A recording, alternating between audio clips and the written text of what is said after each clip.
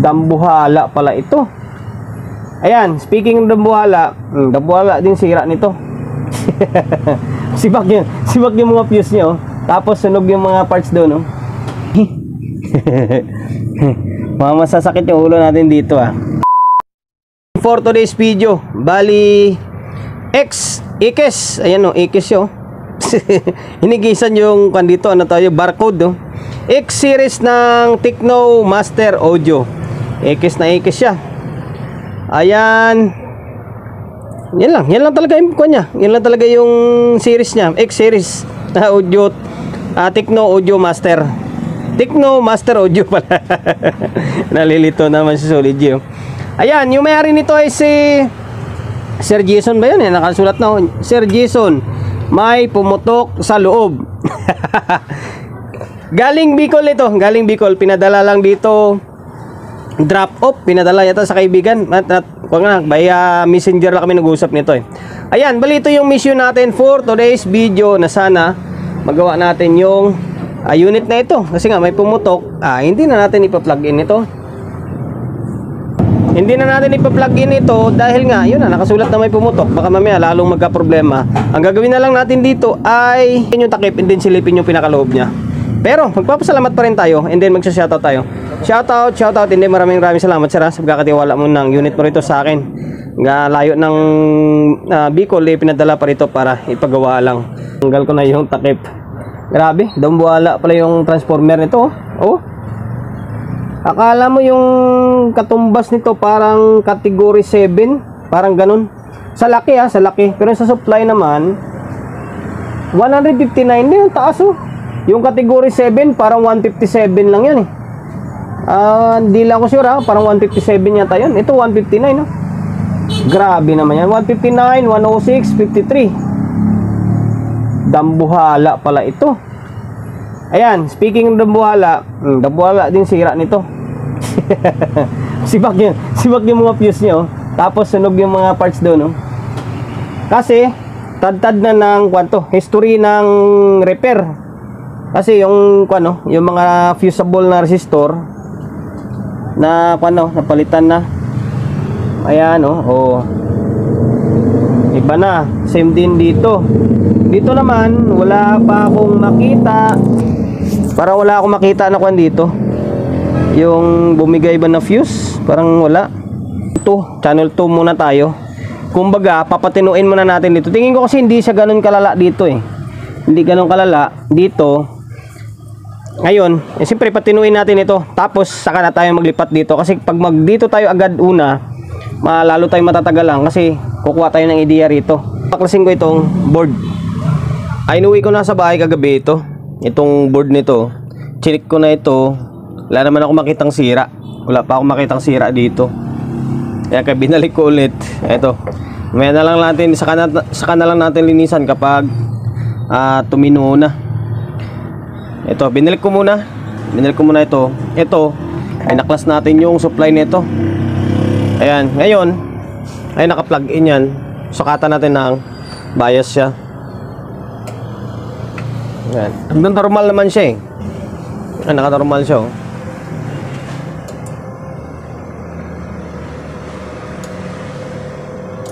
Ayun, nag-relay. Ito nyo, bumaba naman yung ilaw, oh. Ngayon, sukat tayo dito. Ayun, nasa point, halos magpo point 25 lang. Medyo mababa masyado. Akyat natin mga hanggang dito, mga point 3. Ingay ng pan nya. Nalalako yung tax switch, bigas. Ayan, may itong kabilang side, lilinisan lang natin. Tapos yung biasing doon, ayusin natin yung biasing nya. Bagsak natin ng mga point 3 dito. O iangat na natin ng mga point 25 na konti. Tapos testing natin kung maganda magiging klabasan ng tunog nya. Babaklasin ko lang ulit ito. Tapos maaari nga i-fix bias na natin, oh, kasi pinelta na nila ng trimmer yan, eh. I-fix bias na lang natin. Baklas ko ulit yung board. And then tinanggal ko yung trimmer. Napalitan na yung trimmer kasi yung stock nito, alam ko kulay sa kabila. Kulay dilaw ito eh. Hindi lang ako sure ha, pero parang pinalitan na rin eh. Alam ko kulay dilaw talaga to dito. 302, 3K. Yan, 3K. Naka-indicate naman sa my board oh. Pero wag natin sagad sa 3K. Nilagay ko ay 2.7, 2.7. Ayan, 2.7. Try natin kung ano yung lalabas kasi ang target ko talaga rito is halos magpo 0.3. Wag na tayo lumagpas ng 0.3. Wag na tayong bumaba sa mga 0.25 pa. Okay? Ito yung Phoenix natin oh. Ngayon, try natin magsukat ulit ah.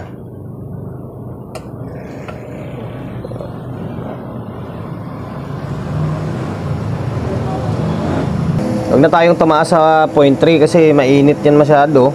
Laki-laki ng transformer nito, taas ng supply. Tapos naka NGW lang. Dapat kwanto?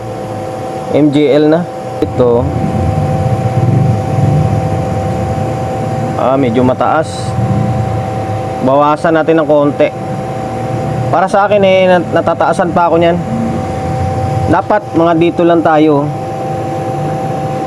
Mga dito lang. Mga lumagpas lang ng konti ng 0.25 para di sa ganun kainit. Ito kasi medyo mainit pa ito dahil naka NGW lang siya tapos SMD pa. Ulit. Ito, napalitan ko na. Ang nilagay ko ay para mabilis lang yung video natin. 2K tapos 620. Yan, 620 tapos 2K. Yan, naka-series. Angat siya. Naway angat. Ayan. Umangat lang ng konti. Pwede na yun.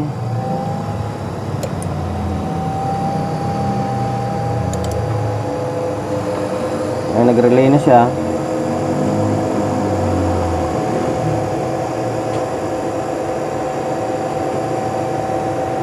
Pwede na to. Umangat lang siya ng konti. Parang bias ng Broadway. Pwede na to. Umangat lang siya ng konti. Huwag naman natin itaas kasi sabi ko nga, para sa akin hindi maganda kapag iangat mo pa ito ng mataas yung bias kasi nga yung gamit is NGW lang tapos SMD pa siya. SMD kasi yung mga parts niya no, sa ilalim. Kaya mabilis uminit. Kaya bagsak lang natin ng mga yan oh. Tinangat lang natin ng konti ah. Nanga nasa 0.26, mga ganun. Okay na yun. Huwag na natin galawin yan. Kasi kung ito 0.7 pa natin, tataas siya, medyo iinit. Try nga natin patugtugin to kung gagana ito, kung may audio ito, bago tayo mag-proceed dito sa my channel 1. Ito medyo madugo yung labanan dito. Lagay na ako ng speaker. Ito to. Ayan, tapos audio input natin. Itong cellphone ng chewing ko na isa. Tapos ito speaker na nakakabit yan is usual lang ginagamit natin lagi. Isa lang kasi isang output lang yung nagamit natin. Na-set ko na yan, naka stereo mode, 1 volt, sensitivity, naka-off, basta naka full range lang tayo. Okay. Ayan, tingnan natin kung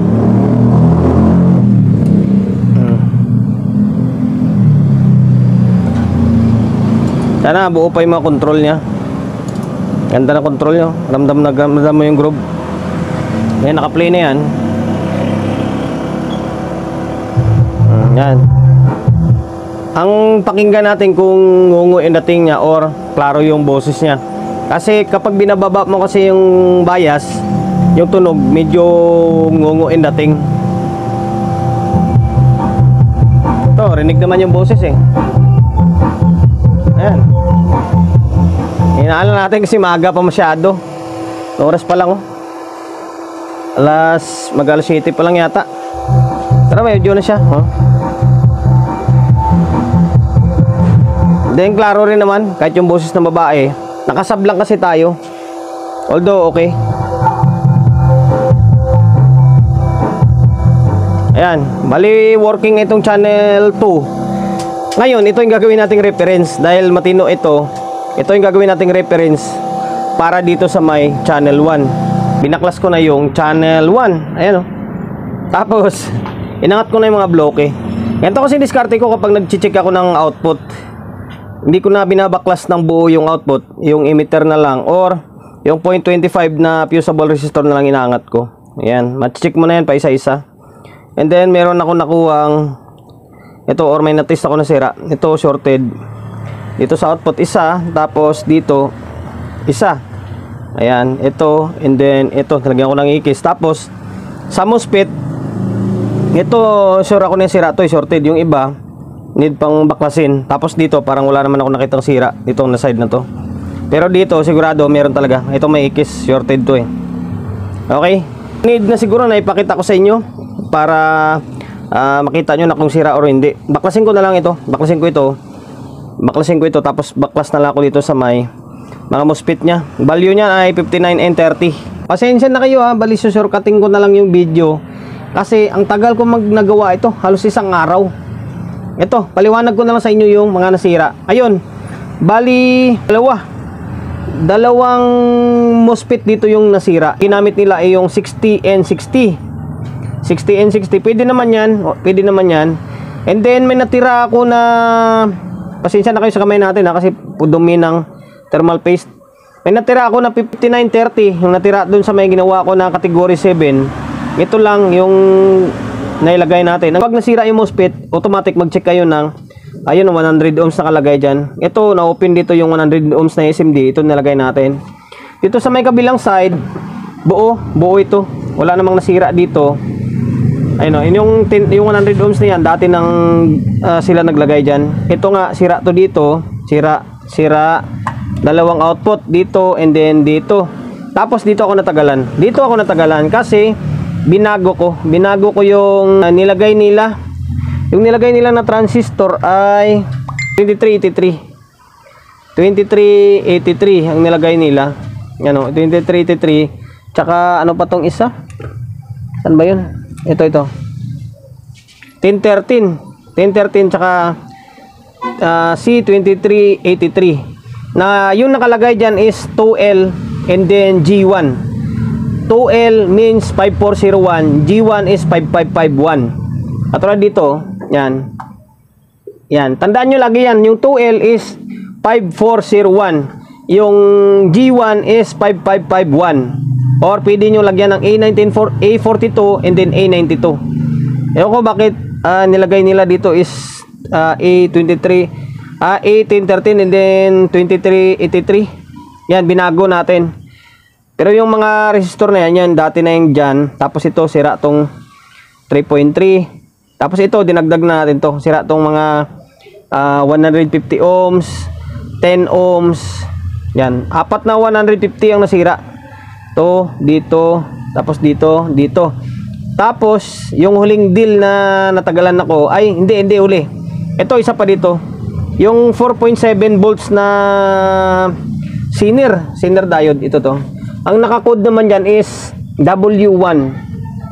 Yan, W1, kapag i-search mo yan sa may sa kay paring Gagel, nasa 4.7 volts yan eh. Yan, dahil wala tayong 4.7, ay 4.7 ba o 2.7 pala, sorry. Nagparallel ako ng dalawang 5 volts, ayan o. Ayan, tapos ngayon naging okay na. Ang ginawa ko, nag-fix bias na ako. Kung ano yung bias dito sa may kabila, kasi working na ito, yun din ang nilagay ko rito, siyempre 2.6. walang lumabas na bias, walang lumabas na biasing. Alam mo kung anong sira? Ito, yung 2L ulit to. Yan, 2L yan, yung nakasulat to. 2L, natakpan lang yung L. 2L yan. Ang nilagay natin dyan is 5401, siyempre 5401 ito. Ayan, saka naging siyang normal. Naging normal siya, di ba? Ganun katindi yung SMD. Okay, naging working siya. Nadali natin siya. Ngayon, ipapakita ko sa inyo or ipaparinig ko sa inyo na tumutunog na siya and then working na siya. Babalik ko lang muna itong mga board. Kahit na wala naman itong output pa, kahit di pa siya kompleto, pwede naman natin paganahin yan. Sana nakapagbigay idea ako kahit sa paliwanag na lang na pamamaraan. Kasi ganun din naman yan eh. Basta i-check nyo lang yan. Mas okay nga dahil working itong isa. May paggagayahan ka. Ito lang, nalusutan ako dito kaya natagalan. Yung 2L na itong board. Dalawa na, pagsabayin ko na. Ibabalik muna natin pansamantala dito. And then sukatan or iparinig ko sa inyo na may audio na siya. Ayan, naibalik ko na yung dalawang board. Ayan, tinanggal ko muna yung speaker na kagabit doon and then input para masukatan muna natin siya ng bias natin Ayan. Nakakabit na yung dalawa Nakakabit na yung dalawa na yan. Ayan, okay. Nag-relay siya parehas. Ayan yung bias nyo. Tapos dito yung isa medyo mahirap pares sensya na kayo kasi one man game tayo. Pares lang ayan diba? Dito yung isa pares lang okay, may bias na siya. Ngayon maglalagay ako ng speaker sa pagre-repair talaga. Kahit SMD kailangan lang talaga magtiyaga, hanapin or suyurin yung mismong sira niya. Lagyan natin ng speaker to, dalawa kasi working naman yung isa kanina. Inuna lang natin yung isa para pagkuha tayo ng ideya. Teka lang. Yan. Dito. Ngayon, teka lang, audio source pala natin. Ayun, naka-play na yung sa cellphone natin. Unahin natin yung channel 2 kasi ito, nauna natin to napatunog Ayan Tapos ito yung channel 1. Diba? Paras lang, may audio, yung indicator channel 2. Okay? Working na siya, parehas, working na.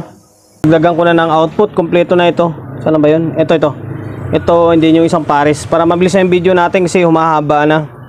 Okay na, tapos ito, na-tornilyo ko na rin ito. Yan, tornilyo na, nakatornilyo na ito. Okay, tali, okay na, nakatali naman dan. And then, yung mga puti-puti, hindi na talaga natin matatanggal yan. Andyan na yan dahil sa kalumaan na rin ng unit. Okay, tapos ito, naka-220 na ako. Ayan hindi na, wala nang ka-insert sa bulb natin. 220. Okay. Ayan, tapos yung speaker, yun pa rin. Usual na ginagamit natin. Dalawa lang, tag-isa na lang yata. Ito tumutunog dyan. Ayan, tapos itong cellphone natin is itong yung audio source natin na itong cellphone natin na isa. Okay. Nakastang fan nyo. Grabe. Ito yung mga fan. May pang cooling system talaga. Ayan. Ito yung yung medyo malala yung sira. Itong side na to or channel A. Ayan.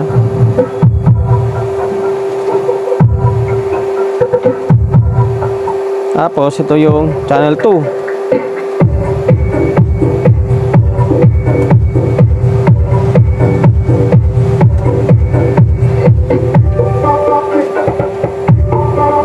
Ulit.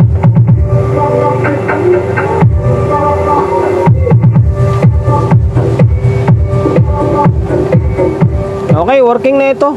Malay obserbahan ko na lang to, tapos takpan na lang para matanggal na ito sa lamesa. Iba naman yung isasalang natin, ibang gawain naman. Yun lang guys, sana nakapagbigay ideya ako sa mga kapwa natin technician na medyo bago-baguhan pa lang. Na in case na maka-encounter kayo ng ganito klaseng unit, Tecno Master Audio na X series nila. Masira yung mga output and then MOSFET. Ayan, pati doon nahirapan tayo doon sa may paghanap ng mga SMD. Sir from Bicol, okay na yung X series mo na Tecno Master Maraming salamat sa pagkakatiwala mo ng unit mo rito sa akin. Promotion, bago tayo magtapos, siyempre shop natin always on Laguna 24/7. Sa mga gustong magpa-prepare along sa Uyo, Quezon City, number 61, Don Julio, Gregorio Street sa Uyo Road, sa Uyo, Quezon City. So sa media pages natin, kung hindi pa nakapag-follow, paki-follow and then siyempre paki-share ng video natin sa my Facebook, YouTube channel. So kung hindi pa nakapag-subscribe, paki-subscribe, like, share and then siyempre paki-hit ng bell button sa gilid para updated ka sa mga susunod na video na i-upload ko. Ingat, God bless and then peace atin lahat.